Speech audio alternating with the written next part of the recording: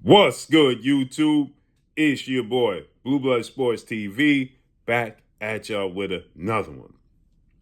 So, as I told you guys, and now we have breaking news that we have a fight in negotiations to try to be staged on the undercard, as I told you guys, between former WBA super middleweight world champion, now light heavyweight title contender, British superstar boxer, Callum Smith, who is 31 wins, 2 losses, no draw, 27 wins by way of knockout. 22 wins by way of knockout. One time in his career, he's knocked out. He stands 6'3" with a 78-inch arm reach, okay? He's coming off of arguably the biggest win of his career, beating the undefeated Joshua Buatsi that took place February 22nd, okay? With that said, he was knocked out by Artur Beterbiev in the 7th round of their showdown, January of 2024, okay?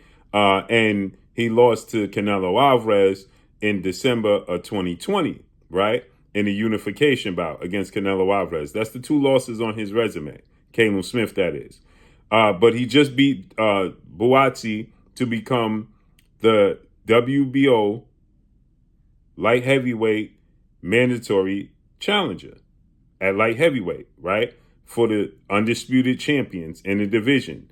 And now, as I stated, right, it only makes sense that he faces off against the Mexican Ecuadorian monster, David Benavidez. 30 wins, no loss, no draw, 24 wins by way of knockout. He is 28 years of age, 6'2" with a 75-inch arm reach, coming off of what he marks as the biggest win of his career, as he beat David Morrell February 1st of this year via unanimous decision. With that said, he became the WBC light heavyweight mandatory challenger. And now we have 2 guys that are going to go into a trilogy match that the World Boxing Council, better known as the WBC, tried to enforce their mandatory on Dmitry Bivol and Artur Beterbiev situation, okay? And the reason I say that is because they got a tournament going on. Artur Beterbiev is now 21 wins, 1 loss, no draw, 20 wins by way of knockout. He's 40 years of age, 5'11" and a half with a 73-inch arm reach.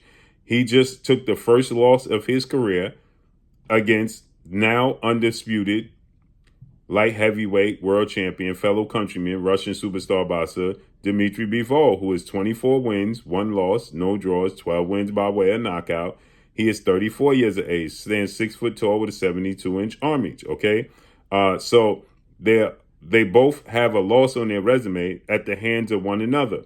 Beterbiev beat Bivol in October 2024, majority decision, and Bivol beat Beterbiev in February 22nd on the same card as Callum Smith and Buatsi via majority decision victory.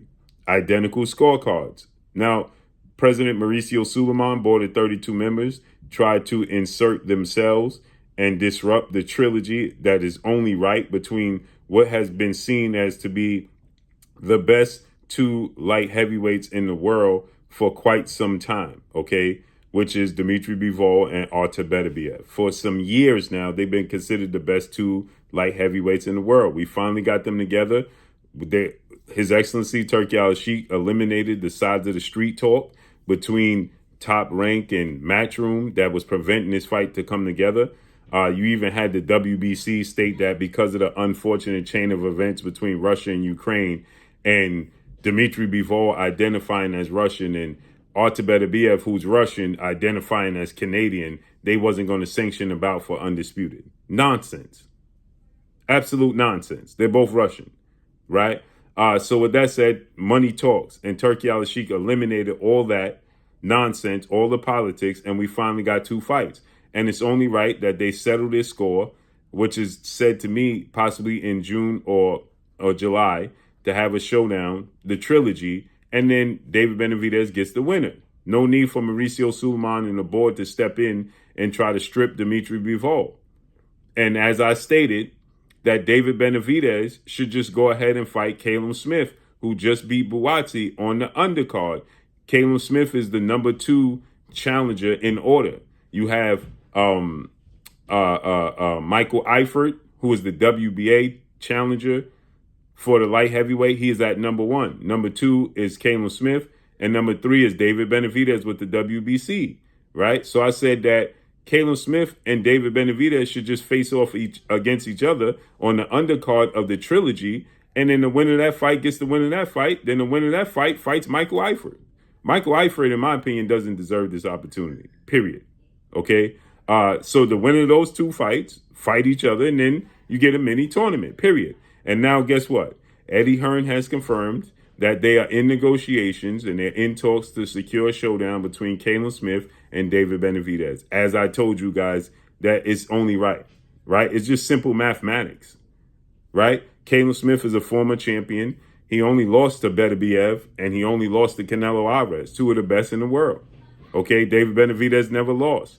So it's only right that they face off against each other.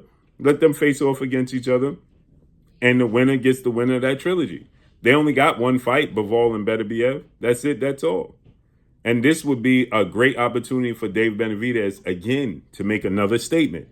Okay, he beat Caleb Plant. He beat Demetrius Andrade. He beat Oleksandr Gvozdyk. He beat David Morrell, right? Now you beat Callum Smith.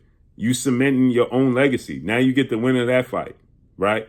You top 5 pound for pound. You beat Callum Smith. You beat Artur Beterbiev, Dimitri Bivol winner. You top 5 pound for pound, and you a 2-division champion, and you undisputed light heavyweight champion. You the king.